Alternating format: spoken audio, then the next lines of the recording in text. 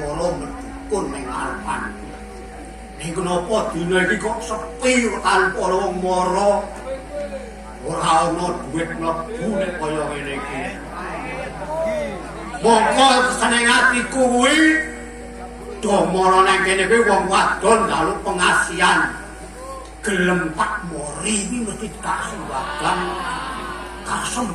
le pun karo aku dalu tulung karo aku mesti kasembatan.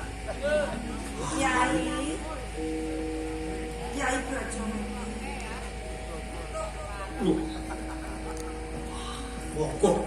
Monggo.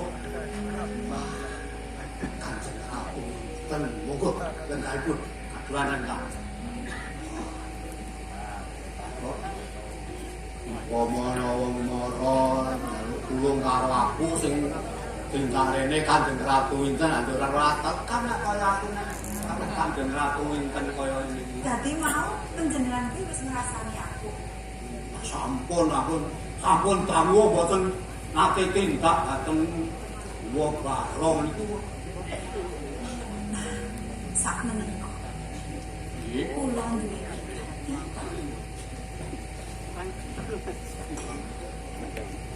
njaluk tulung panjenengan.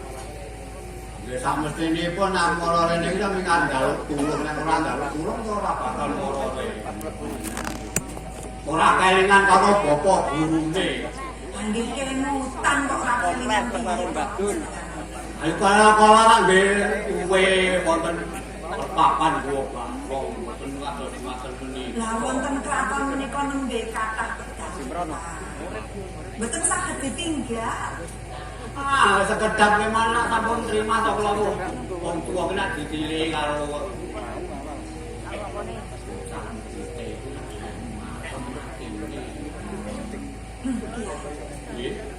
Jen pangapunten yen sampun dangu kula ora sowan. Ning sowan kula sak menika duwe perlu sing kudu panjenengan kuwi. Iki ora panjenengan ora kok sing bisa ngilangnya.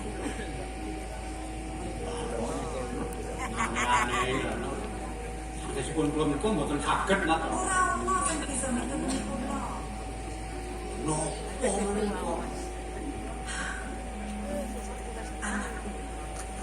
Iki salure kawat. Ning rak mboten wonten nanten. Mboten wonten sinten-sinten. Sing dene ampun wangsul sedaya menika ning ngundang menika kula supados mboten mantuk. Yen Sandos mesti tak jenengan kok beneran ngene kula kan keleresan. Tegese iki sing ajeng kula aturi niki ora bakal bocor kepraja tenggone sapa wae. Banget. Bebasan suket godhong yo aja nganti. Nggih. Jo.